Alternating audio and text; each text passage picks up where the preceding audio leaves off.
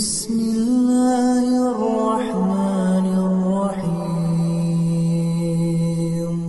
وأن المساجد لله فلا تدعوا مع الله أحدا وأنه لما قام عبد الله يدعوه